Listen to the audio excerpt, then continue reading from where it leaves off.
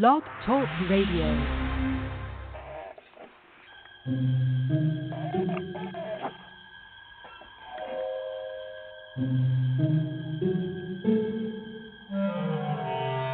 Archangels, ghosts, and Bigfoot, oh my.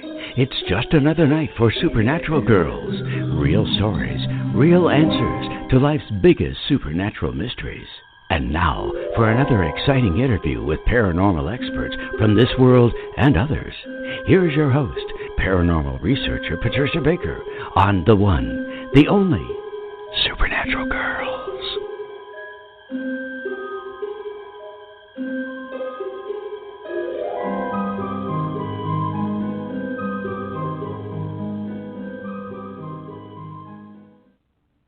Welcome, everyone, to another exciting episode of Supernatural Girlz Radio. I'm your host, Patricia Baker.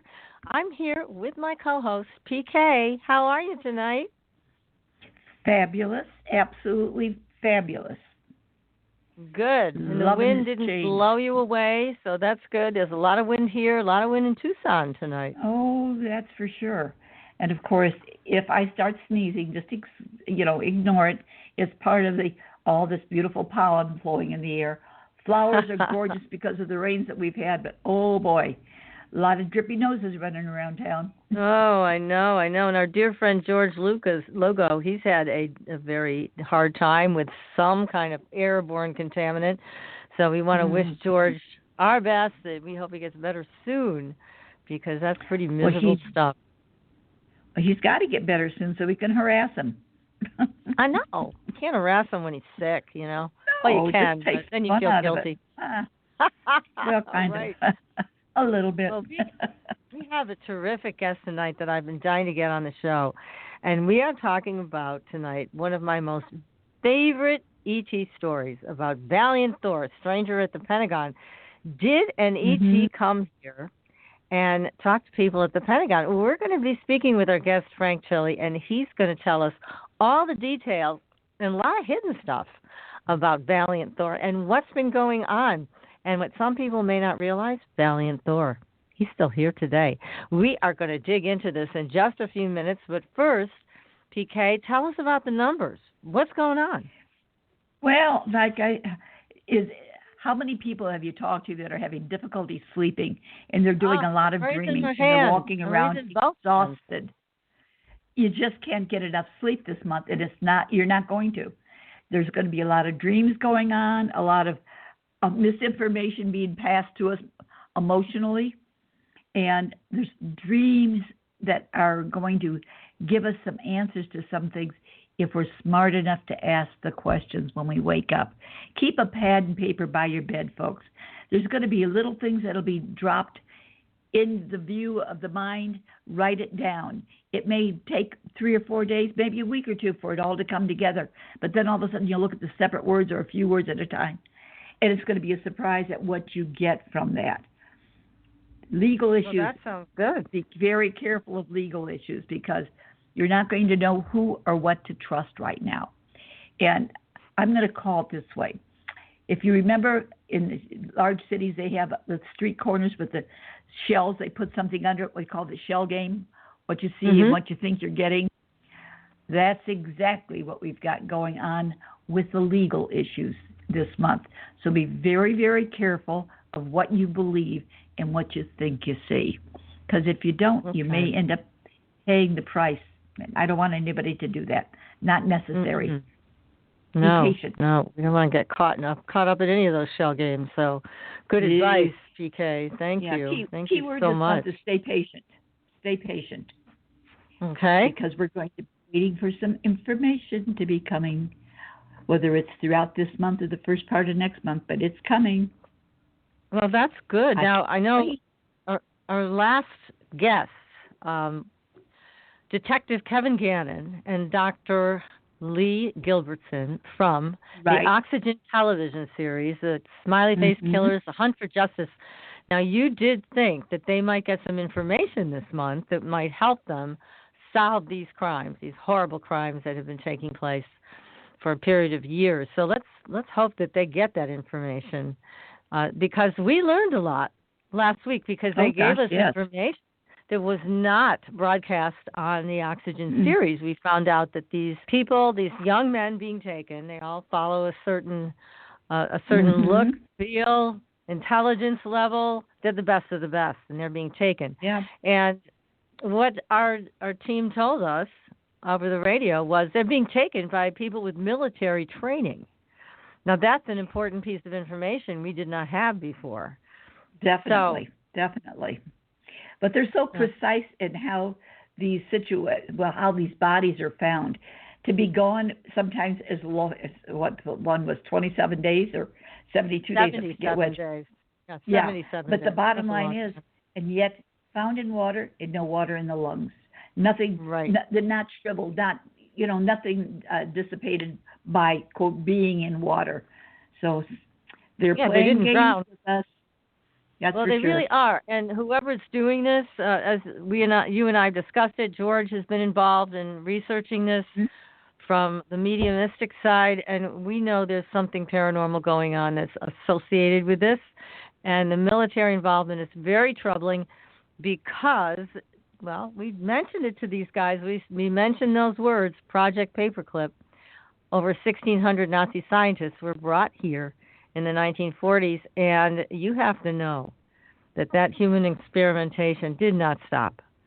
So our theories on it, we're going to be talking to you more about it. We're going to put it out on our websites and on our new channel, Patreon. We have a new channel there.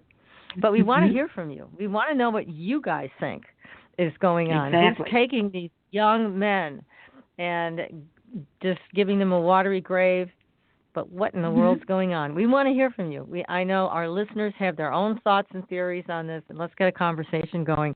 We posted this on Facebook, our Facebook page, so feel free to leave your thoughts there. And also you can reach out to us via email if you have something private you want to show or talk about with us in regard to these cases.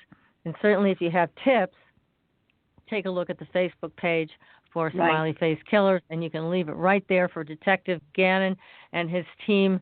That's a great way to contact them. And I have a blog about it that is available also on the Facebook page. Take a look at it and join in. We need your help. We need attention on these crimes so that police departments will open up their files and start digging in along with this great team of detectives that is donating their time and energy to solving these crimes. And we also have on our Facebook page some other great stories.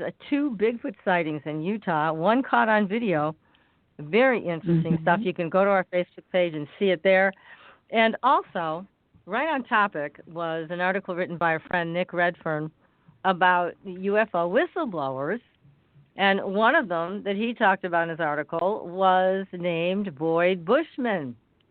And he came forth with all kinds of startling revelations about Area 51. But as we were just discussing off air with our guest tonight, Frank Chille, sometimes you just don't know who to believe. So was Boyd Bushman somebody who was giving real information, or was he giving disinformation? I mean, we just don't know sometimes. And that's what muddies the waters, makes things very difficult for people who are in the field. And so we're going to talk to Frank about all that tonight. But before we bring him on, again, I just want to mention, if you want a numerology reading with PK, you can go to her website, patriciakirkman.com. You can also find her at supernaturalgirls.com. I'm still doing lots of soul realignment work. If you want to work with me, you can find me on the website, Dream Work. I am there at supernaturalgirls.com. And again, we're here for you. So if there's an issue you want cleared up, you want some work on it, we're happy to do it. Now, I mentioned the candles that I've been working with Katrina on, and we just finished up the labels. They're now perfect, and they're going to be available. I'm going to have Haley's help in putting them up on our different sites so you can purchase them and work with them. These have a lot of mojo in them, straight from Katrina, the Bruja that was on our show about a month ago. So lots of exciting stuff. The new channel, Patreon, coming out. We're going to have all kinds of premier content, bedtime stories, all kinds of things. We've been collecting short interviews with people that have the deep down information that I know you want to hear about. So we're going to be working on that. I'm going to be doing some tapping for people who want to use tapping or emotional freedom technology to increase their own psychic abilities, their own intuition. Lots of fun stuff coming up. And make sure you go and sign up for our newsletter, The Fringe Files. Make sure that you are on the list so that you'll know what's coming up, because we want to make sure that you are on the list for all the great stuff. So let me tell you about our guest tonight. Okay, go ahead. I was just going to say, if they want to know what's happening on a daily basis, just go to my webpage, patriciakirkman.com. On Facebook, and every morning I post what the day's going to represent. It's brief, quick, and gives you some answers of how to dodge the bullets that we're going to face on a day-to-day basis. And it's free, so take part. Yes, ma'am. Go look at PK's page. So our guest tonight is Frank Chille, and he is a seeker of arcane knowledge. He's been a seeker for the past 45 years. I'd say he's learned a few things. He is a student of metaphysics, ancient civilizations, comparative religions, and first-hand knowledge of little-known contactee experiences and unpublished manuscripts. He has known individuals with unique talents and abilities doing advanced work on this planet to accelerate consciousness and awareness, and he has had exposure to advanced technology products and has traveled extensively throughout the U.S. and lived abroad. Frank has spoken publicly and conducted seminars on diverse subjects on both coasts, as well as for the military, on subjects including energy studies and lighting effects on health. Frank, welcome to the show. Good evening. Good evening. It's a true honor and a joy to be able to share with you and Pat K tonight and your extensive audience. It's an honor, and I'm humbled by it. Oh, thank you so much. Thrilled to have you. Thank you so very much. Well, everybody speaks so highly of you for good reason, and we're thrilled to have you here. And I wanted to know if you could please start with my favorite story in the whole world, The Legend of Valiant Thor, also known as The Stranger at the Pentagon. Who was this guy? What in the world happened? Well, you bring up one of my favorite topics and subjects.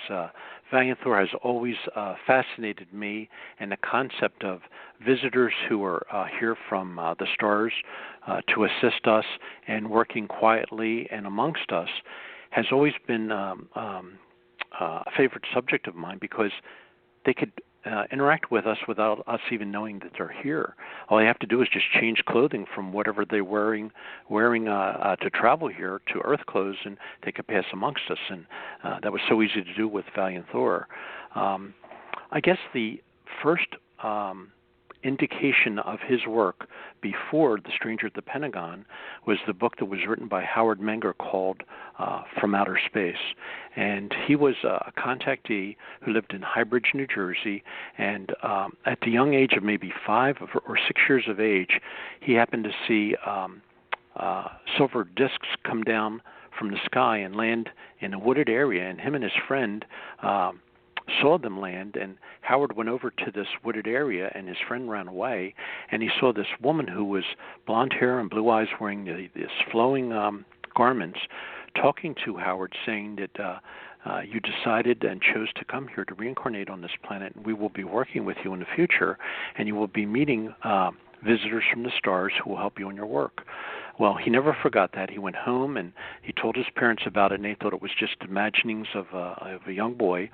Wound up getting called into the service because the Second World War had started, and he was training at a base in Texas, and he happened to be going back to his barracks at night, and he was walking along the sidewalk, and he saw somebody approaching him wearing a uniform and had blonde hair. It was a man. As soon as the person passed him, he felt the same energy it felt from that woman that he had met in that wooded area, this incredible love energy. And Howard turned around and he said, "You're one of them, aren't you?" And he said, "Yes, I am." And he said, "You will be severely tested, but know that you're being overlighted by the Lord, and you will come through this." And he did serve in the Pacific and had his own near-death experience and survived the war, came back and became a sign painter in Highbridge, New Jersey. And one day after work, he was directed to drive out into this field that was an isolated area, and a ship came down, and these beings came out, and they started communicating with him, and he started interacting with them, and he was told that he needed to provide to them earth clothing and to cut their hair because their hair was longer than was normal at the time, and he would take them to do work in Boston, Massachusetts, in New York City, in Philadelphia, Baltimore, and Washington. And after he began interacting with these people, he was told to start having meetings behind his home and share information regarding what he was taught by the star visitors. Well, this one day in, I believe it was in April 1958, he had a gathering behind his house, and 4 of the visitors who happened to be there were visitors. One was Valiant Thor, and there was a fellow by the name of Don Thor, and his name is spelled D-O-N-N. There was a blonde-haired woman. Her name was Jill, and there was a dark-haired, a brunette girl, who in the photographs I've sent to you has her hand up like she's blocking the sun from shining into her eyes. Yes. Her name is Tanya. Uh-huh. Okay. Those photographs were taken by a fellow by the name of August C. Roberts. He was a photographer during the Second World War and was very much interested in UFOs. And Howard had invited him to the meeting, and he walked around taking photographs that day. And I shared some of the photographs with you, and there's more I could share. And during that meeting, Valiant Thor was taking notes, and those notes have become made available, and I could share some of that information with you and email some of that information to you. Yes, we'd love that. It's just absolutely amazing, and the photographs that August C. Roberts had taken were shared with Dr. Frank Stranges. He was a theologian, and he's originally from Brooklyn. He was born and bred in Brooklyn, and had a background in biblical studies and also in psychiatry, and would give lectures on the Bible. And he would talk about that the Lord said that the universe has many mansions, and that there are abodes that people dwell in. And he would talk about that we would have a family, a cosmic family. And then August Roberts had given him these photos, and he would show them. He would put them up on a bulletin board and say, these are purported photographs taken by a photographer at Howard Menger's home. And as fate would have it, at the end of one of his lectures in Washington, D.C., which happened to be in April of 1959, it was December of 1959, a woman came up to him after his lecture and said, Dr. Stranges, I need to talk to you privately. And he said, can you wait a moment? He said, I have these other people here. And she said, no. She said, I have to see you immediately. So they asked for an office that they could talk in, and they went inside the office, and the woman said to him, her name was Nancy Warren, she worked for the FBI. She said, that photograph that you're showing? And he said, yes. She said, that person would like to meet you. He's at the Pentagon, and I am to accompany you there tomorrow morning. Oh, my goodness. And he was absolutely blown away by that. So she said, we have to go through security clearances because he's at the inner ring of the Pentagon. And he said, I have no security badges. She said, don't worry about it. She said, just follow my direction and you'll be able to go through the security checks. So she picked him up the next morning, and it was a very, very cold day in December. And she took him to the Pentagon, and he went through the first security barrier. They wound up going through 3 of them, and they were brought to the inner part of the Pentagon where the center ring is that overlooks a courtyard. So she took him to a set of double doors, and she said, the person you're here to see is inside of that, in this room. And it was a room that was used by the Joint Chiefs of Staff. So Dr. Strange said, are you coming in with me? And she said, no, I was not invited. You were the one that was invited. So he walks in, closes the door, and it's an immense room, and members of the Joint Chiefs of Staff are sitting off to the right. And there's an expansive set of windows looking out into the courtyard. And he said there was a man standing at the window looking out, and when Frank walked in, he turned around and he walked over to him, and he said, Dr. Frank Stranges, I'm very pleased to meet you. And it was the same individual that was in the photographs that were taken by August Roberts. And he said, you're that person in the photographs? And he said, yes. And he said, my name is Valiant Thor. And he said, I'm here from Venus.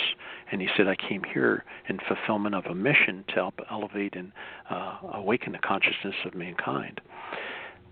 How he got here was his craft landed on March 16th of 1957 in Alexandria, Virginia.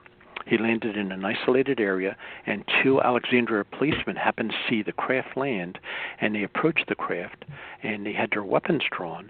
And as soon as they saw Valiant Thor, he was dressed in a one-piece suit.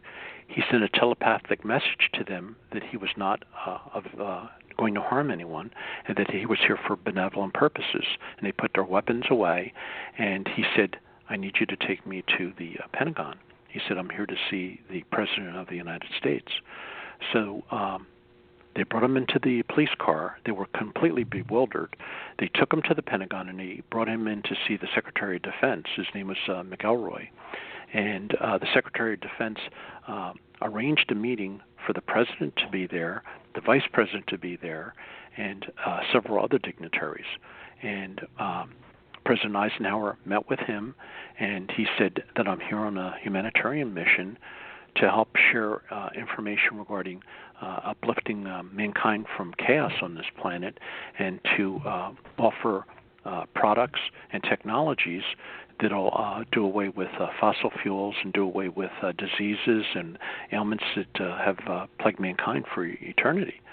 And they were just absolutely astounded by this visit by this individual. And now, let me just stop you for a second, because I'm getting a whole bunch of questions coming in. Yep. And also, if you want to call in, I just want to mention the number 563-999-3539. If you have a question for Frank, again, that's 563-999-3539. But here are some of the questions coming in. Sure. How did they live on Venus? Was it on Venus or was it in Venus? Because the temperatures on Venus apparently are quite high. So was there any information that was given about that? Yes, there is. First of all, the information that we were told about the high temperatures on Venus is a misnomer. They've shifted the attention to Mars. Venus is more as habitable as the Earth is, and there were satellite work that was done by the Japanese and also by the Russians and Chinese that said that the surface temperature of Venus is between 70 to 72 degrees. There are cities on Venus that are like domed cities that the beings live within. Okay, they can live outside of the domes, but they live inside of the domes. There's also individuals that live inside of the planet Venus, but it is not inhospitable. And there's a lot of information about that I could share with you regarding the results of those probes into Venus. The atmosphere is breathable. The scientists don't want us to be aware of that. They want us to think of the barren surface of Mars, making everybody think that the solar system is devoid of life. It's not. There's life on every planet. It makes sense. Now, also, and I understand this was years and years ago, but still, to be able to get an immediate audience with the president, vice president, chief of staff, whatever, I mean, how did they manage? How did Valiant Thor manage that? I mean, Defense Secretary, upon meeting Valiant Thor, knew the urgency of what this person was about and could tell that he was not from here. It was obvious. And I'm sure that Val had telepathed to him the sense of urgency of this meeting. And the Secretary of Defense was able to call both the president, he came first, and then Nixon came probably about a half hour later. And he said that he would be here for the 3-year period to help increase awareness and consciousness on this planet and share technologies that are beneficial for mankind.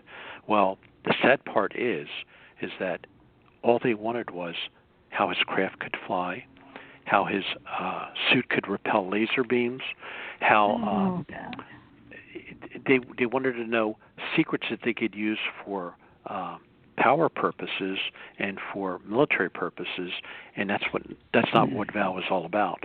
And if you happen to recall a movie that was a precursor to this, The Day the Earth Stood Still, that is almost a complete identical story of Val Thor before he actually came here. And Val Thor stayed here for 3 years.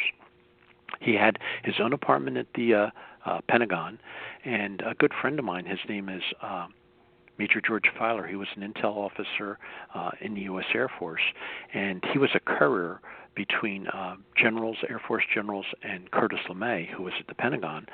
And when George would go to the Pentagon to bring messages to Curtis LeMay, friends would kid him. They'd say, "Be careful, you may see a spaceman when you were there." He never knew what that was all about until later on, right. Because they passed the cafeteria one day, and one of the officers said to George Filer, Major Filer, they said, "The spaceman is in there. The visitor's in that cafeteria." And George wanted to go in there. And he said, "No, you have to bring the messages to Curtis LeMay."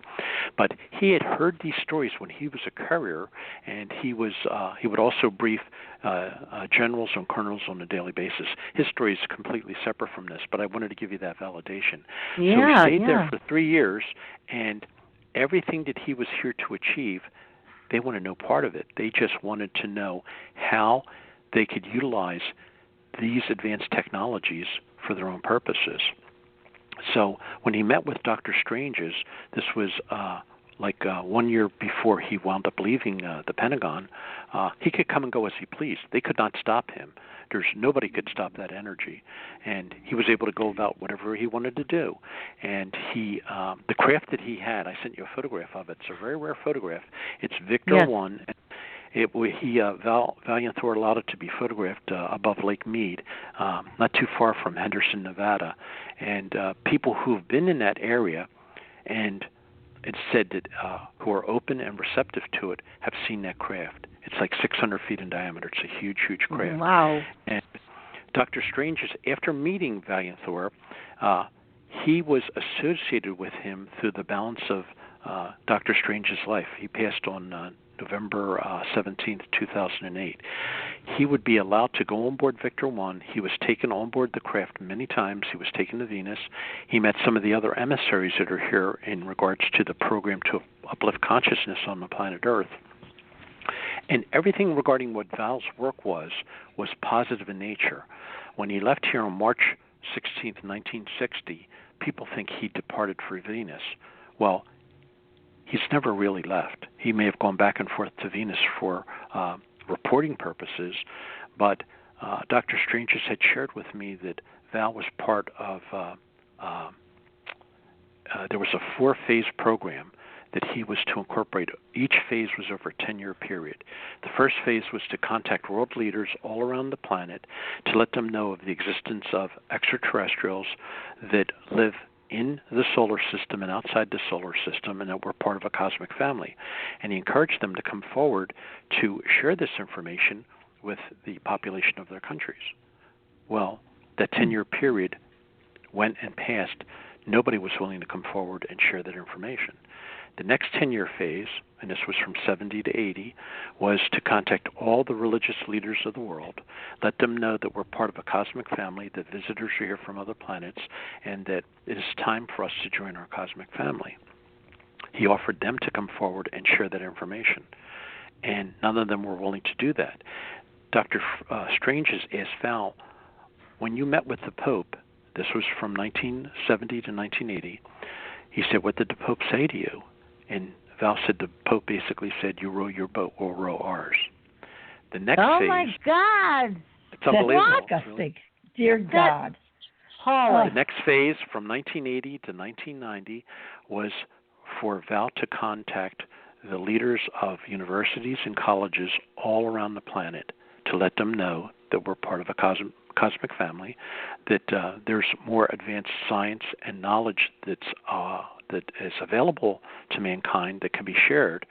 And they wanted the leaders and the presidents, magistrates of these colleges and universities to come forward. None of them were willing to do that. The fourth phase, which was from 2000 and up to today, it extended more than 10 years, was to create a grassroots type of awareness program, sharing information at a grassroots level so that people will have access to this information, be made aware of what's going on, and that's been what's been happening ever since that time. So Val never left. He's always been active in this work. And that's I will exciting. share this. Go ahead. It is to me as well. I need to share this with you that Valiant Thor asked for the responsibility of being one of the individuals to uplift the planet Earth, its awareness, consciousness, and spiritual nature. And it was bestowed upon him to do this work, and he considered it a high honor and a privilege to be able to do this, and he has never given up on this task. God bless him. This is very exciting information, because I'll tell you, Frank, honestly, one of my beefs with extraterrestrial involvement on the planet is it appeared, and has appeared for many years, that they are doing things behind the scenes with the military, with the government, and not a heck of a lot with the people on the ground, the people that are living their everyday lives. And certainly there's been abductions reported and all of that. But in terms of higher consciousness, I've always felt that they should be people, Venusians like Valiant Thor, should be doing more to help the people here, like you said, the grassroots movement, to become more enlightened, more aware, to access their hidden DNA or whatever you want to call it, that allows them a greater expanse of consciousness. I have not seen a lot of that. Patricia, I will share this with you. President Eisenhower and Nixon were granted 4 meetings with visitors, 2 with the ones that look like us, and of course there was the Valiant Thor period of 3 years, and 2 meetings with the Greys. And they were told, President Eisenhower and President Nixon, or Vice President Nixon, were told, do not believe the Greys. They are not truthful. They have their own agenda. However, the military-industrial complex influenced Eisenhower to do a deal for shared technology with the Greys so that they could have access to individuals which they abducted. Well, that got certainly out of hand, and a lot of the technology that we have today was given to us in measure by the Greys. However, their agenda is being highly curtailed right now, and a lot of the activities regarding abductions, a lot of that has really fallen by the wayside. It's not as active and high in activity as it had once been, and that's because of the effects of these other visitors that are here to turn the agenda around. And there's been a lot of purposeful confusion set out there by the media in keeping people purposefully in fear, okay? A lot of things were done through the media, through movies, to create a sensation that they're here to take advantage of us, and that's really not the purpose. There were those who had their own purposes, their own agenda, but a lot of that has changed, and now we're seeing the last dance of the tyrants. And it's like musical chairs. They're running out of music and they're running out of chairs. And the individuals who are going to be helping to validate a lot of the alien technology are some highly recognized physicists that have been given access to the technology, and they will be validating this technology as things come forward. And I have a couple friends that have access to this group of individuals, and I said, who is pushing the agenda? Is it the military pushing it? Is it government pushing it? Who's pushing it? Is it technology corporations? And I was told, let me get an answer for that. And I got a call the next day, and the answer was, Frank, it's the visitors that are pushing for disclosure. Wow. Well, that's nice to know. Well, somebody has to, that's for sure. Yeah, and the military really doesn't have a lot to gain by giving us disclosure. And government doesn't either. And neither one really has anything to gain. So how is this going to play out? I believe that there's going to be a reshuffling of the priorities so that people will see that we are part of this extensive, expansive cosmic family, and a lot of misinformation had been given to us. And I had been told by one of the contactees that one of the rationales that are going to be utilized to make people feel more comfortable with the concept of visitors being here is that when disclosure is made known, there's going to be the release of information that there are galactics living in every neighborhood all around the planet. Some have been here 30, 40, 50 years. Some have been here 10, 20 years. People will see that there's neighbors that they have that they've known for long periods of time that never have been intrusive and never have been dangerous or fearful. Nothing to be fearful of.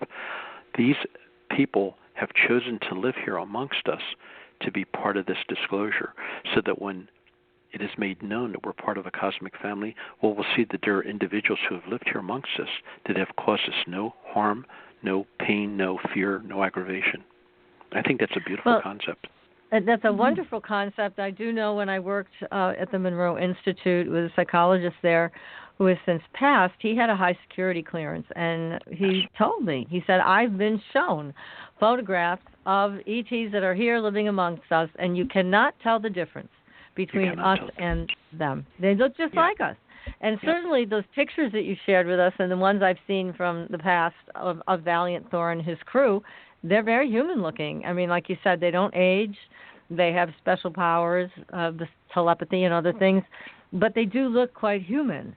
So, yeah, you wouldn't pick them out of a crowd and go, there's an ET walking down the street. That's for sure. No, but I will share this with you, Major Filer. He's had experience with the visitors firsthand. He happened to be shopping at the Cherry Hill Mall, which is a prominent mall here in Burlington County, and he was coming down the escalator from the second floor at Macy's, and he happened to see a tall, blonde-haired woman talking to other women around the cosmetics department. And as soon as he saw her, he felt that energy that he had felt in meeting visitors himself, this incredible heart energy. And he sent a telepathic thought to her that you're a visitor here. As soon as he sent that thought to her, she looked right at him. She recognized that he was aware that she was here. When he got down the escalator, he went over to the cosmetics department to talk to her, and she had gone out into the mall and disappeared amongst the regular personnel that were there. Mm-hmm. She just didn't want any attention drawn to herself. Well, yeah. I mean, I think that's how most of them are. But, yeah, I have to bring this up. Sure. We have had guests on our show who have told us about an influx of hybrids, and that the hybrids are here. They have a hive mind. They're kind of a little different than the enlightened beings like Valiant Thor. But they're here, and they are a creation of human DNA and alien DNA. Now, what have you heard about that? I heard they, too, will have their own place to be able to move forward as things progress for all of us. There's going to be some of us that are going to choose to continue to live in this energy, in this vibration. There's going to be others who choose to move onward, because graduation day is here. That's why the visitors are here. They're here in greater numbers. There's some women that I know that are very clairvoyant, and they said, Frank, they can't look up into the sky without seeing a tremendous array of ships, like end to end. And they said all different types of ships, and they're just waiting for the time to make themselves known. I had a friend who works for Verizon who told me that a woman that he was in the military with works for one of the intelligence agencies, and her task is to take satellite photographs that are taken of the planet Earth, and to take out all the images of craft that are here in our atmosphere. And she's very much of a fundamentalist, and she was never prepared for this. And she said it blows her mind to know that there's so many craft that are here from different parts of our solar system, from our galaxy, from other parts of the universe, that are here for the graduation day that's going to be occurring. She's there to airbrush that stuff out. When do you feel the graduation day is to take place? You know, I love this question, and I've spoken to quite a few contactees, and they tell me that everything is going to occur within the twinkling of an eye. They said, you'll be in this level of consciousness, you'll blink your eye, and you'll be at the level of consciousness where everything is as we have been told it is to be. And a lot of this is coming from women that don't know each other, who've contacted me from all around the planet. They said they're spending 60, 70, 80% of their awareness in that new reality, and they're only spending maybe 20, 30% of their awareness and consciousness here. They can't tell their husbands or boyfriends about it because they don't want to hear it. But they said their DNA has been awakened and quickened. They know who they are. They know what it is they're to be involved in, and they've seen the other side. And they said it is absolutely magnificent. It's beyond what we can fathom. And none of these girls know each other. Okay, none of these women know each other, but they're all telling me the same thing. That it's going to occur within the twinkling of an eye. And I believe that we're in the awakened stage of aspect of the feminine aspect of the deity. We're moving into that feminine aspect of it, and the DNA has been awakened and quickened, and more women are being aware of who they are and what it is that they're here for. There's a woman by the name of Joan Bird who wrote a book called UFOs Over Montana, and she's been lecturing. She goes around the state of Montana, and after every one of her lectures, these women all come up to her telling her that they've had experiences with the visitors, telling her how positive it is, and basically telling her the same information that I'm sharing with you. Yeah, I mean, it's a great thought, that we can expand our consciousness to the point that our reality shifts, and it's much more peaceful and loving and kind and all of that. So I've just we're going to take a short commercial break, but when we come back, I want to talk about some of the other things our guests have shared with us, a little bit more about the dark side, and then you can tell us why we don't need to be concerned about it. Okay. That sounds good. Yeah, so stay tuned, everybody. We are speaking with Frank Chille about extraterrestrial mysteries, Valiant Thor, Stranger at the Pentagon, all great stuff. So stay tuned. We will be right back. Pure essential oils, specialized minerals, and a revolutionary anti-aging technology. Astridian combines the best of all scientifically proven ingredients in easy-to-use creams, lotions, and concentrated serums. Astridian's advanced line of products take your skin to a new level of being healthy and beautiful. We offer a variety of collections that address all your skin concerns. The Essential Anti-Aging Series treats and moisturizes your skin for a long-lasting, younger look. The Multivitamin Series promotes healthy skin with high-quality vitamins and minerals. The Sports Series restores skin from cellular damage and stress. Astridian also offers a revitalizing solution for hair and a professional series for doctors and medical spas. Visit astridian.love today and begin your new journey to healthy, beautiful, youthful skin. Astridian, beyond your expectations.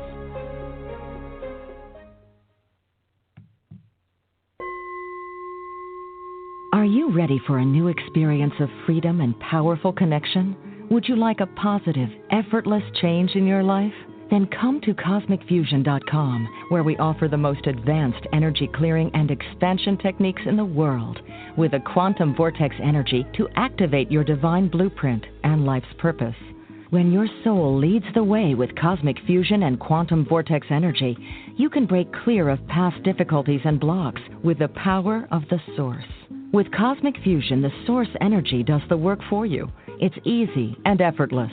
Listen to our free meditation right from our Cosmic Fusion website, the Cosmic Code Meditation. Sign up for one of our interactive webinars today. Come to Cosmic Fusion, www.KOSMICfusion.com, to experience an effortless awakening and transformation. Are you ready for an upgrade? Are you ready for a new experience of living in the fifth dimensional magic and powerful connection? Then visit CosmicFusion.com today. CosmicFusion.com.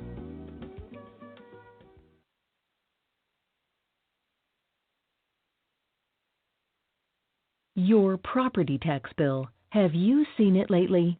It's frightening. Your property taxes are going up while your home value is going down. It's time to fight back and win. For the real truth about the property tax system, get attorney Pat Quintilian's book, Are You Getting Screwed on Your Property Taxes? How to Find Out and How to Fix It. Attorney Quintillion answers all your questions and gives you the facts you need to fight a property tax bill that is spiraling out of control. You'll also read about what happens to property owners who don't check their property records, only to find out too late they're taxed on square footage, fixtures, and even buildings that they don't own. Is this happening to you? Learn your rights. Buy Attorney Pat Quintillion's book today.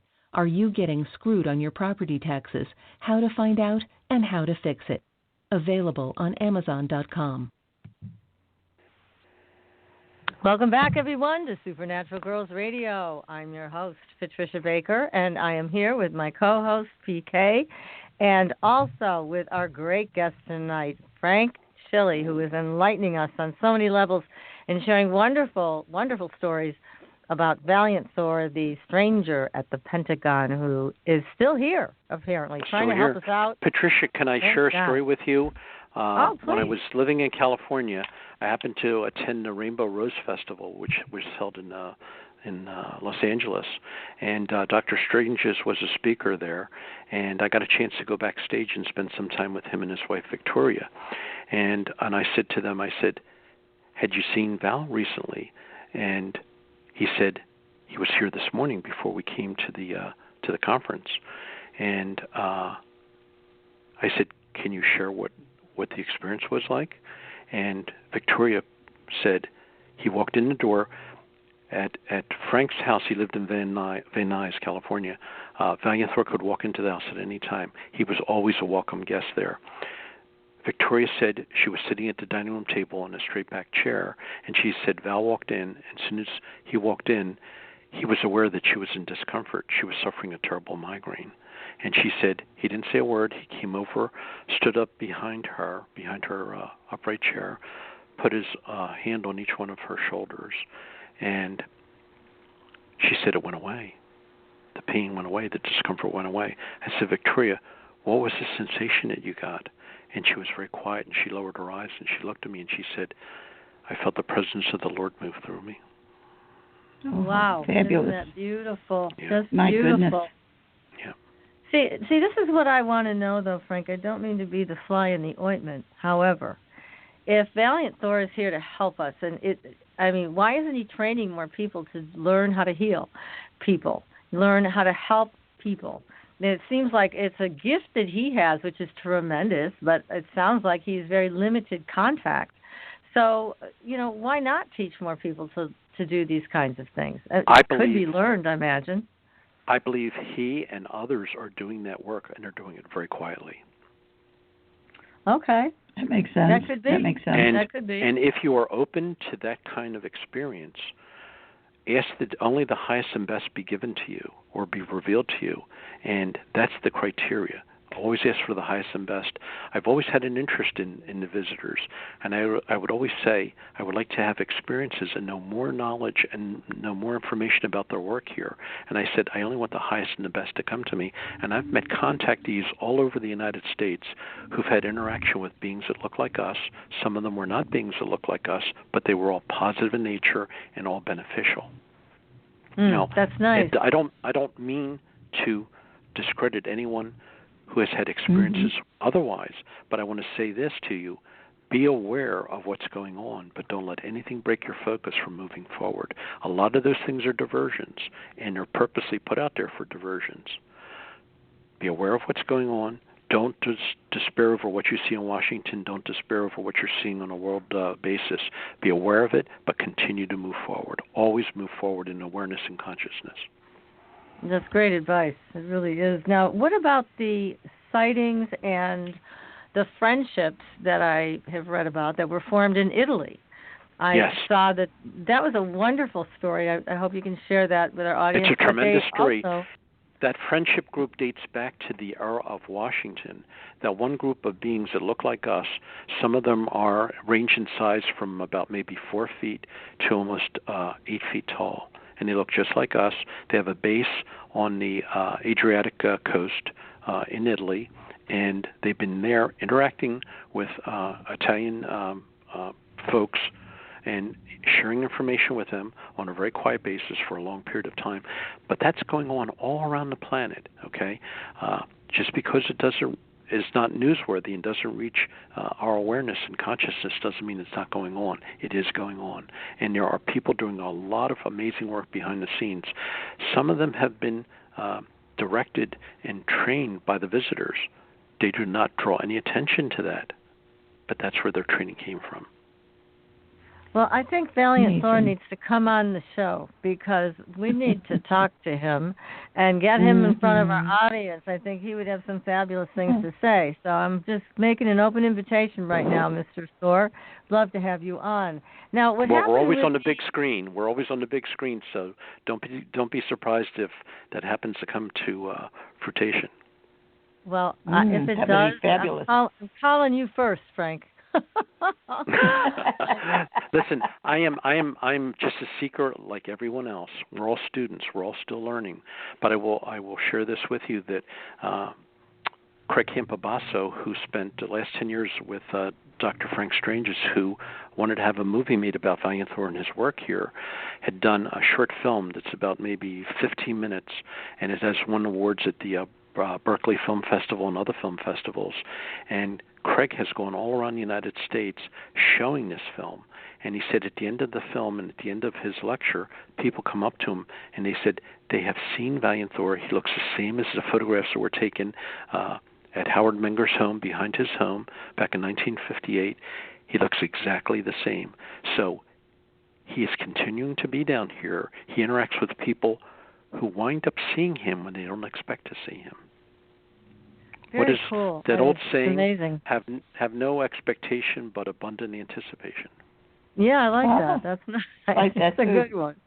Very now, good. with that Italian, the Italian friendship group, what I also read about that is that eventually what happened was the aliens who were more involved with the technology side, didn't really care about the hard side, kind of pushed them out. Have you heard that? I've heard, yes, I've heard things along that line. And again, some of the visitors that are here are more aware of the technology basis of things. Others are more regarding the spiritual aspect of who we are and that we're part of a cosmic family and that we're all one. Those beings like Valiant Thor and others that are here for the oneness of it all are not here for self-aggrandizement. There's other visitors that are here for their own purposes. But again, their work and our efforts are being minimized. Yeah, well, I can see why they would be. I'm hopeful hearing this from you that this work is ongoing and people are learning these things about healing and sound and light frequencies and all of the things I'm sure that Valiant Thor and his group have long mastered and would be welcomed here. But, as we all know, part of the reason that the government does not want to accept some of the things that Valiant Thor shared is for economic reasons. Of course, right? Yes. Mm-hmm. I mean, can you imagine a world where we didn't need to have insurance and we didn't need to be reliant on fossil fuels or pharmaceuticals? I mean, there are probably billions of other star systems that have advanced beyond all that.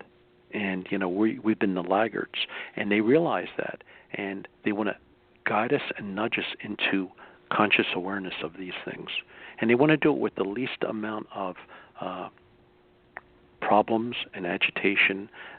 Just become awakened to things.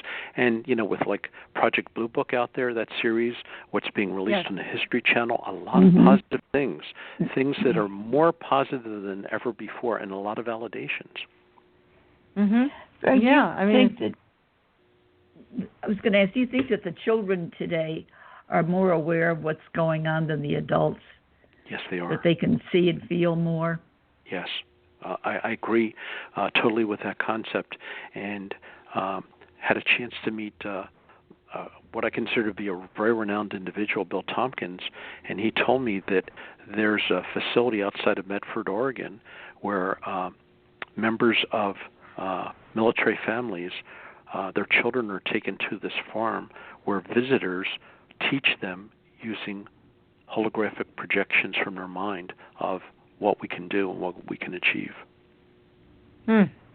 Interesting. Is that strictly military families? They're military families that these are going to be used for positive purposes. Right. Not for negative purposes, for positive purposes. Definitely. That's the intent would be the positive. Because sometimes very good. Out of the mouths of babes come things that you have to do a double take on. And I have an 8-year-old granddaughter who really isn't aware of what I do. And she was outside the other night, and she looked up and she said, "Don't you see them all? Don't you see all those planes? The ETs are coming, and well, can't you tell me that you can see them too?" Mm-hmm. Mm-hmm. And out of the mouths of babes, truly. Yeah, and that's why I hadn't had a chance to talk to Patricia about this, because and then the lights in the yard that projects from sunlight. She picked up one of these and she said, "It's just like this, and that's where the stars come from." Yes. And I'm going, oh boy. There's a woman that I had met. Her name is Celia Winkler, and she had painted these portraits of visitors. They appeared to her. She lived in a retreat in the high desert area of Southern California in Yucca Valley, and they would appear at first ray of sunlight, and they would materialize in her little cottage, and she would capture their likeness in oil paintings and give information about each one of them. I will share those images with you. They wanted to be recognized and known so that when the disclosure is made, we'll be able to call them by name and recognize them by name. They said that when that coming together occurs, there's going to be such a weeping of joy and happiness, and knowing that we are part of a family that loves and cares about us very, very deeply. They say that their forefathers were our forefathers. Very interesting. Now, what about, we see Valiant Thor in these beautiful pictures you sent, and I've seen a lot of them from the past, but he's obviously a very lovely-looking man, looks very human. We've talked about the Greys. What about the reptilians? They sure don't look like us. No, they don't. Again, the diversity of creation is, it's limitless. And there's beings that have all kinds of shapes and sizes. And you talk about the ones that don't look like us. There are some of them that are not positive, and there are some that are very positive, and there are some that are going through their own self-realization process where they too are being nudged into a greater level of awareness. And again, it's all coming up. It's like a cosmic drama that we're watching play out. And we all chose to be here at this time to be participants in this, either as witnesses or active participants. And it's beautiful to see this awakening going on. And I think there's more receptivity now than ever before. And what's your take on the reptilians? I believe that they had their own agenda, they had their own purposes, and a lot of that is being also curtailed and being shut down. And if they choose to be part of this new level of awareness and consciousness, they are welcome. Everyone is welcome. You know who excludes us? We exclude ourselves. And what about the mantis race? That they've been talked about as a lot, that they have a lot of power and that they pull a lot of strings. Have you had any contact with the mantis race? I've not, but I've met individuals, women contactees that have experiences with them that have been extremely positive and extremely revealing in regards to helping them awaken to their own nature and who they are. Some of them have been taught light language, how to communicate using the angelic language or the language of light. And it's interesting. Women will give me information that they've gotten, and I'll share it with others that are contactees, and they could read it, they could understand it, they know exactly what's going on. It's well, actually, one of our co-hosts, Becky Andreasen, who we dearly miss, she was able to speak and write the angelic language, and she also had this ability to go outside and take photographs of these orbs of light, and then when you look at them on a computer, you'd see an angel form. She was amazing. We missed her so much, but she had that gift. She really had that gift. So, anyways, tell us more. I mean, you're so full of these great stories. I love it. It's wonderful to share.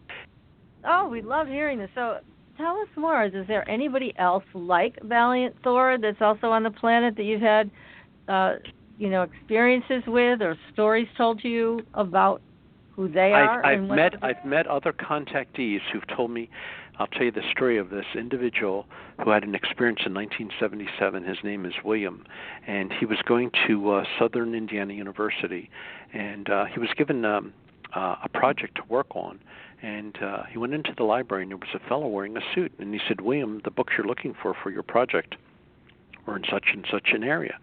And William didn't know who this guy was, and he was wondering, how did he know what I was working on and what books I needed? So we went over to where the fellow said the books were, and he pulled them down, and he started working. And then he heard, "William, William, William," and he looks around and he doesn't see anybody. He stands up, he turns around, and the fellow's standing behind him. And he said, "William, I would like to share some information with you. Can we go to a private part of the library and we'll talk?" And William said, "Sure." So he said, "William, you're going to graduate from this university. You're going to meet a lovely woman. You're going to get married. You're going to have children. The children will be very successful, but your marriage will not last." And he said, "We will meet again." And wow, he walked out of his life. So William met a woman there, got married. They had 2 children, and we're fast forwarding now to 2008, and the marriage is on the downside. And the wife says to William, she said, "I'd like to go visit my family in Chicago. I booked an early morning flight. Would you be so kind as to take me to the airport?" And she said, "I want to spend the weekend with my family." And he agreed to do that. He got up early, took his wife to the airport, came home, locked the door to their apartment, and went in to take a shower. He came out, and he's fixing breakfast for himself. He poured some cereal into a bowl with some milk, and he started pouring a glass of juice. And his peripheral vision, the kitchen overlooked into the living room area. He said he saw somebody sitting on the sofa with his back to him. Oh my! William dropped the glass of juice. Of course, it shattered on the floor. He slowly walked around into the living room, and the fella that he had met all those years earlier was there, and he's wearing a one-piece suit. Okay, and he said he had chestnut-colored hair, like olive-colored skin, and he said he was wearing a uniform that was like almost like a charcoal gray, and it had a single arch over his heart. And he said to him, "I told you we would meet again." And he shook hands with him, and he said, "You're not from here." And he said, "No, I'm not." He said, William said, "Where are you from?" And he says, "I'm from the star that you call Betelgeuse." And he said, "I'm here to work with you to put together a program to help uplift Earth." And William said, "Well, I'm ready to be a warrior." And the person says, "We don't need warriors, we need diplomats." He said, "I will work with you and share information with you of a cosmic level." And he said, "You're going to pick a team of 10 individuals, and you'll share this information with them." And he said, the fella said that my name is Rinn, R-I-N-N. And he said he spoke in perfect English. And he said he was maybe about 6'1", maybe 6'2". And he continued to give him information. He told him that Obama would win the first election, then the second election. And he said after the second election in the term of Obama, he said, "We will meet again." And he said there's going to be revelations all around the planet. And he shared with him, this is the fellow who shared with William, the galactics are here living amongst us, and that they will reveal themselves when the time is right. And he also said, too, that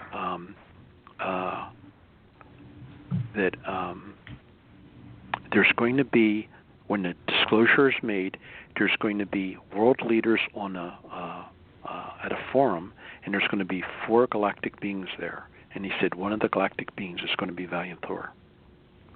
Cool. Yep. Wonderful. Wow. Yep. Did he give a time frame for this to be taking place? Oh, well, we're right in it.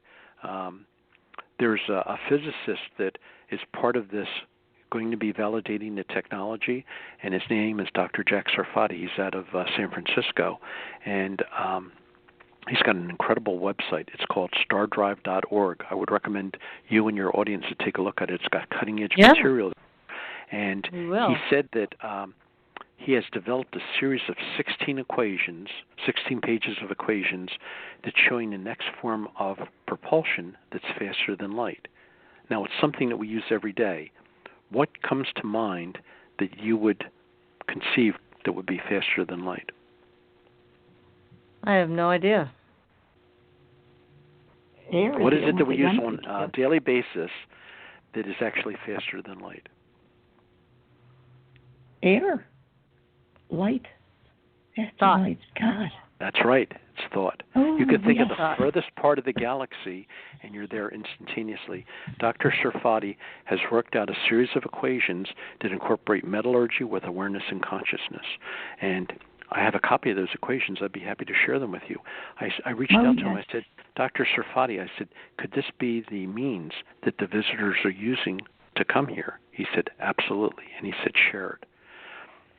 He is going to be part of this cadre of individuals that when disclosure of the alien technology is made known, he's going to be part of these individuals who are going to say the technology is valid, it's more advanced physics than we currently can achieve right now. We can back engineer and see what it is that they're doing. We just can't align atoms the way that they do.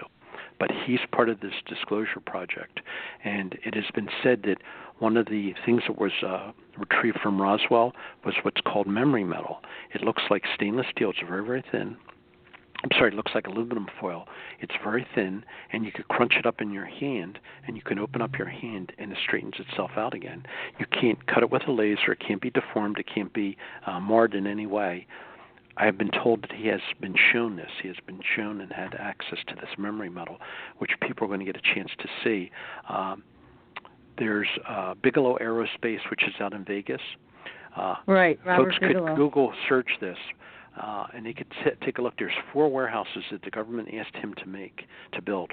He's built these 4 massive warehouses, and apparently they've been stocked with material from crash retrievals from all around the planet that's going to be opened up to the public.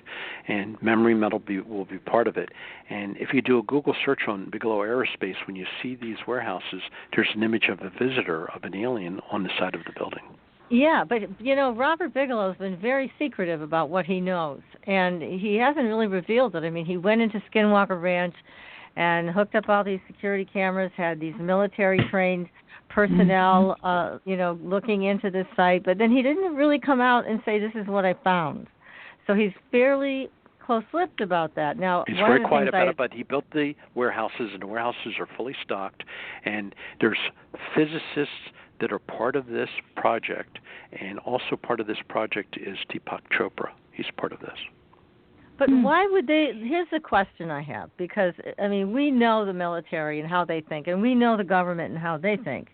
And there is, from what we can tell, there's no benefit to them to do anything with disclosure. The only way I can even imagine them being part of a disclosure effort is if they maintain total control over it, and they're being forced into it, possibly by beings like Valiant Thor. But, I can't imagine they would do it willingly. All these years, they have done their best to just harass the crap out of abductees. They've lied to us. A lot of the history of the planet has been kept from us. They've whacked people who've tried to tell the truth.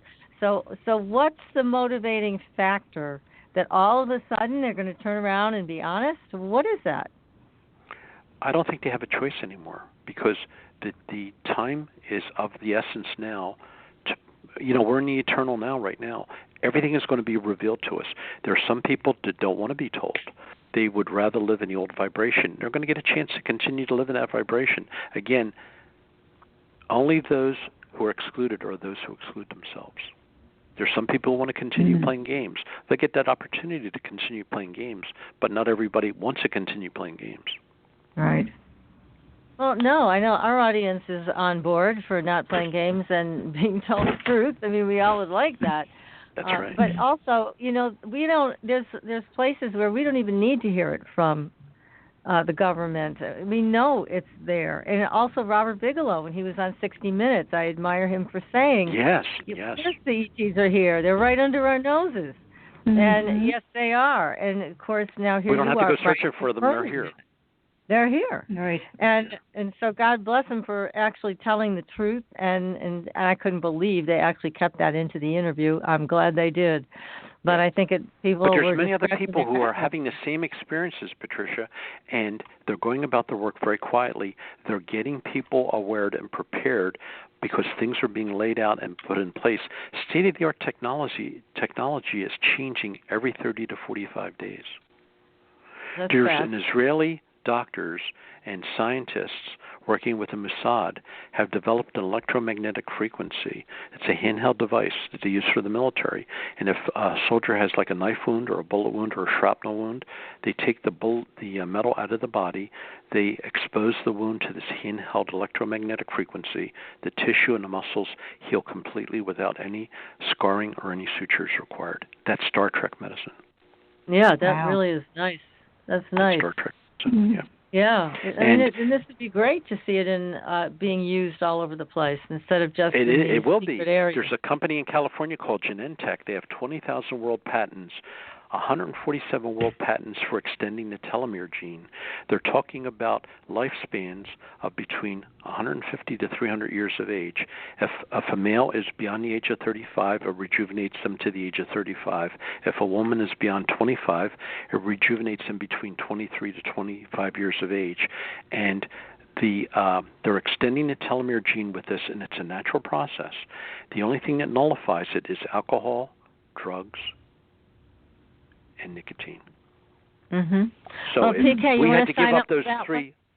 Go ahead. I could handle that one.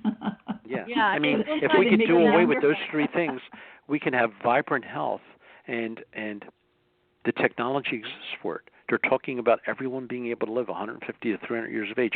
I think our greatest challenge is our sociological progress has to keep pace with our technological progress. We are one family here. We have to live in that one accord with each other. Yeah, that's and it shouldn't be hard to do. It shouldn't be, but it certainly looks like it is. Yeah, you're right. I mean, I'm all for the unification of family here, but it seems like, especially in these tumultuous times, there's more adversarial behavior, there's more psychotic behavior. It just seems like the light and dark is definitely at war, and it's like a birthing process. We're witnessing a birthing process. Wow. Now, let me ask you this question. We've had Carl Higdon on the show. I don't know if you're familiar with it.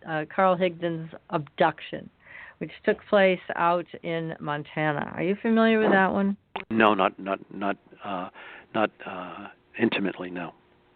It's, I think, one of the absolute best abduction stories. But again, I'm seeing an interesting way that they approach us.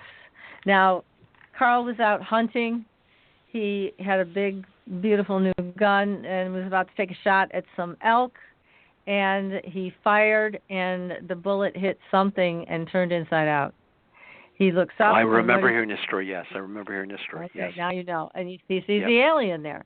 Now, they took him. They asked him, do you want to come with us? And Carl said he didn't feel he could say no. So off they went. Now, they didn't keep Carl because he had a vasectomy. So he was of no use to them for breeding reasons, and so they returned him. But they returned him in a way. I mean, he was out in the middle of nowhere. They kind of dumped him, and they moved his truck to some strange area where he was so disoriented, the poor guy. But we had him and his wife Marjorie on the show. They were delightful. We fell in love with both of them.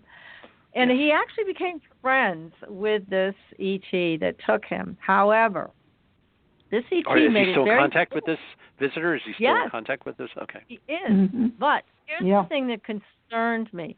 This ET and his crew were coming here and basically taking food. I mean, it was like we became their grocery store. So they were coming here and picking up elk and taking that away. And then, of course, they took Carl away. And there were other people that they abducted and took away, maybe never to be seen again.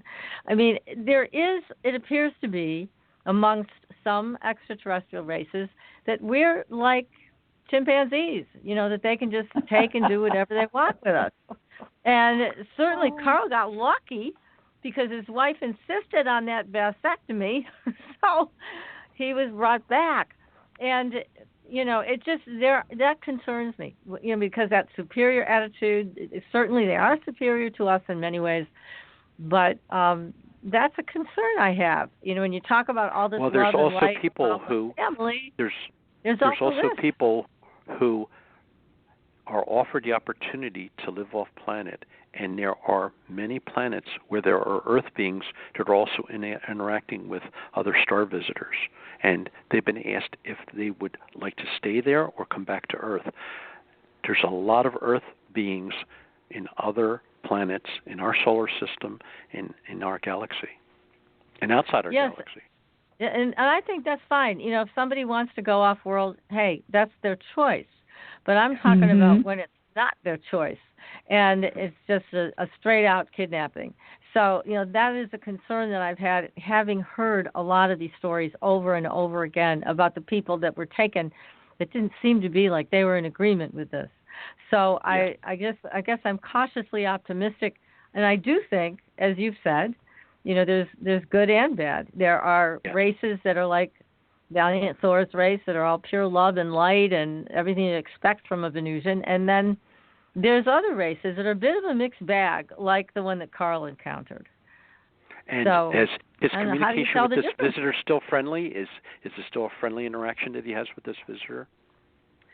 It's friendly, and Carl has a lot of health problems. And, when he was returned, his blood was so enriched by the supplement they gave him. The doctor said they'd never seen anything like it.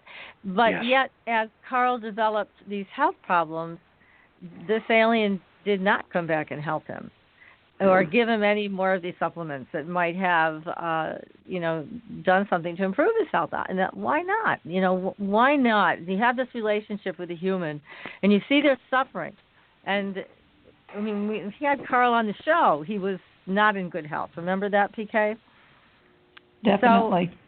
So, and it would have been, I guess, a little more encouraging had we been able to hear from Carl that this ET came back and helped him out. He didn't. He talked to him, but he didn't come back and help him out. You wonder why. That's the big question. What makes him help at one point in time, and then when something starts to go south, they're unavailable? Yeah, that's my question. That's an excellent question. I don't have an answer for it. All I can say is that maybe this is the choice that Carl had made, and he's living through what it is that he chose to do in this lifetime and to be part of. Everything is not against our will. Everything is at some knowledge of our soul awareness. No, I agree with that.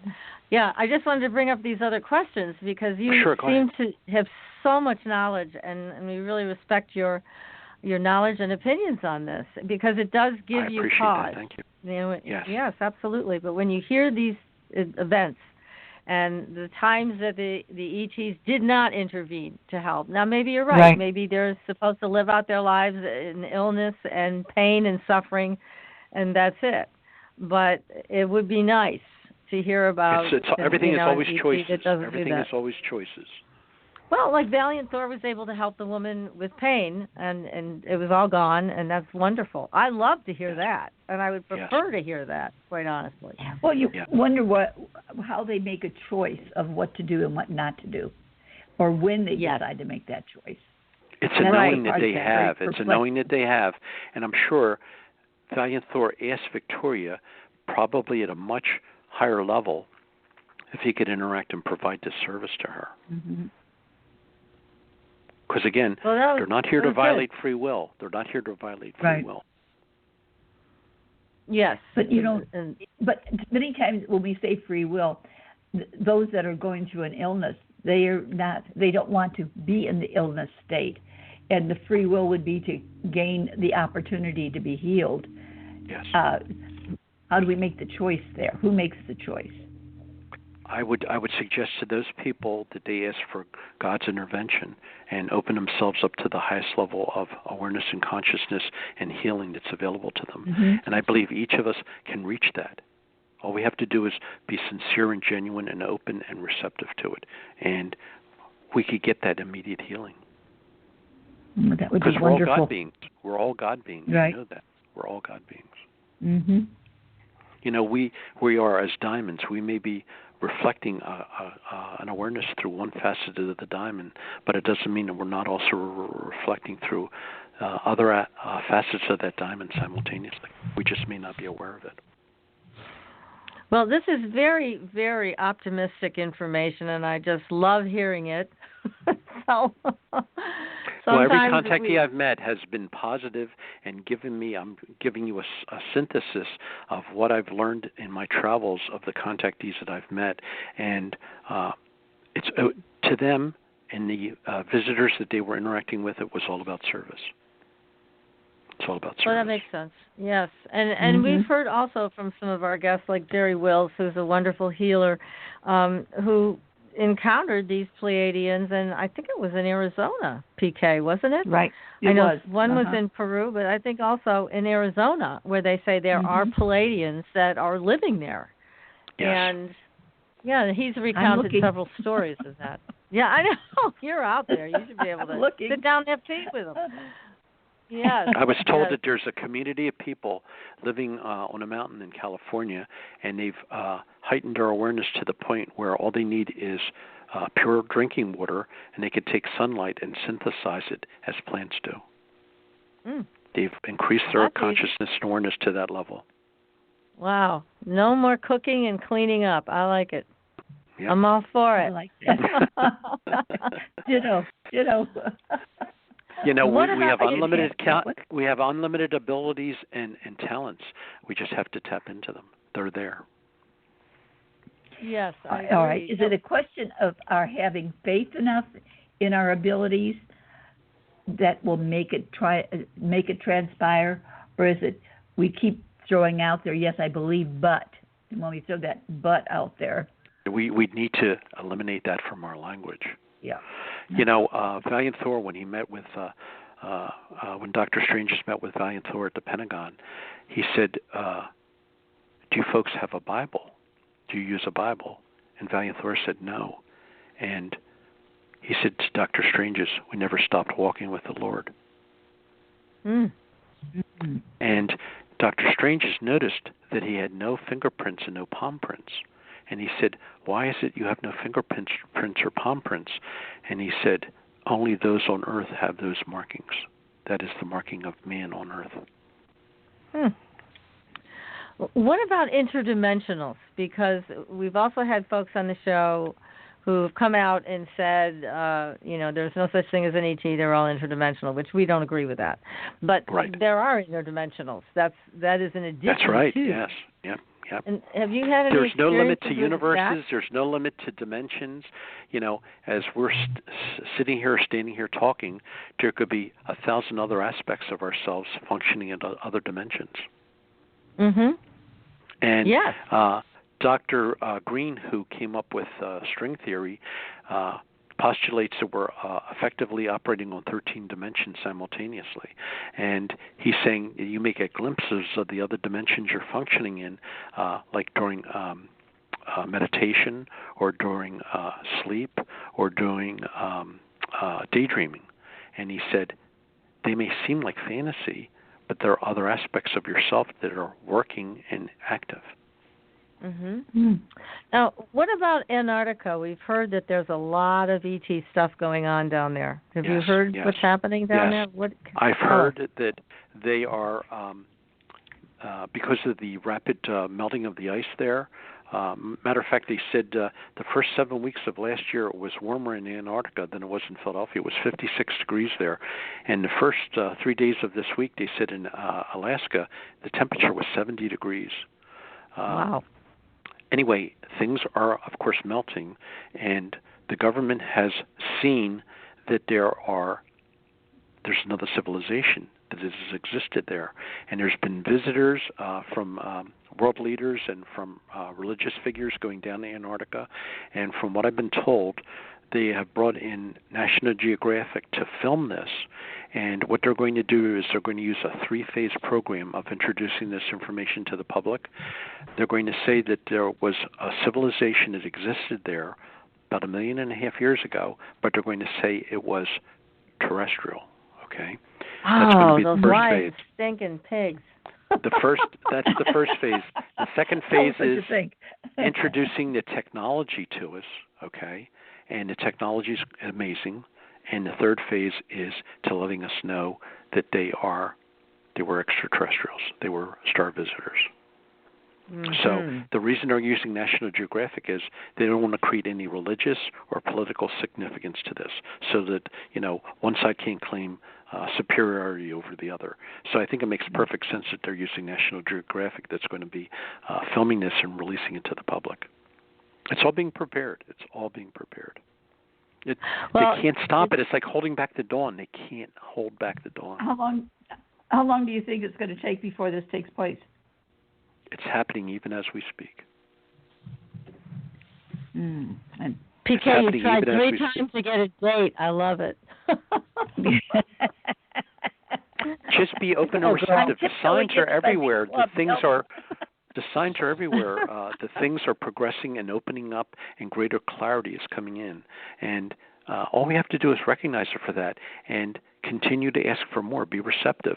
Our friends upstairs, we're all being monitored on the big screen to how receptive we are to this new information and whether we want to be part of it or whether we have greater resistance to it. The resistance is our own ego. We have to let go of that. Well, when part of us want it and want the answers, and you've got the other parts that are doubting it, are they holding us all back? Not all of us. Not all of us. One contactee told me that when the ships reveal themselves, you're going to hear the most incredible angelic music emanating from the ships, and they said that this music will take the sword out of the people's hands and their hearts. That would be nice. Yeah. Wow. That sounds like a lovely thing. Yeah, I mean, this is, Frank, you have just lifted us up so much tonight with this conversation. Definitely. Oh, my goodness. Yeah, I mean, I feel that you've raised our consciousness and certainly lifted our hearts to all these wonderful new possibilities for our world and our consciousness. This is just all great. We need to do is reach out to us. Inspiring. We're not strangers. It's not strange to us, and we're not strangers to it. It's part of our true nature, our true selves, our true reality. How do we get talked into all this negativity? It's easy to become doubting, isn't it? Oh, for sure. Yes. For sure. That's the test. Yeah. That's the test. Gosh, I know nobody likes tests, but that's the test. Yeah, no, we're tired of being tested. Do it till we do it right, huh? I will be forwarding more information to share with your audience. I'll share with you the Salai Winkler portraits, the Dr. Sarfati thought propulsion information. And again, I recommend take a look at his website, stardrive.org. You'll come across some phenomenal information. It's all cutting-edge stuff. And it's happening every day. Every day it's happening. Oh, my God, this is so exciting, Frank, really. It's truly exciting. And now for coming back, we're going to have you back on the show because we absolutely love talking to you. You're just I'd the be best. happy to return. There's more stories to share. I know there are. You know them I can't wait. You know them all. I know. This has just been tremendous. Tremendous. So I'll tell you what. I just want to tell the audience that when Frank sends us the photographs and all of these other things that he wants us to know about, I'll post them. I'll post them on our Facebook page. So make sure you're following us there so you'll know when I'm posting them. You can drop by and take a look at everything that Frank has to share. He's been very generous with us tonight, and we will pass the rest of all of this on to you. So thanks again, Can I Frank. also give my email address in case anybody has any questions? I'd be happy to answer them to the best of my ability. My email address is my name, Frank Chille, Chille, @hotmail.com. It's Frank Chille, Chille @hotmail.com. And I'll post that honored to. Thank you. I'll be honored to answer whatever questions and help direct as to the best of my ability. Oh, God, that'd be great. Thank you. You're our angel tonight, and we can't thank you enough. And next week, everybody, we'll be back with Graham Phillips. We finally got him here all the way from the UK, and he's talking about a big paranormal event and it's called The Green Stone. You're going to hear about it right from Graham. Until then, everybody, we'll see you on the Blue Highway. Good night. Good night. Good night. Thanks for listening. Tune in next week for another radio adventure with Supernatural Girlz.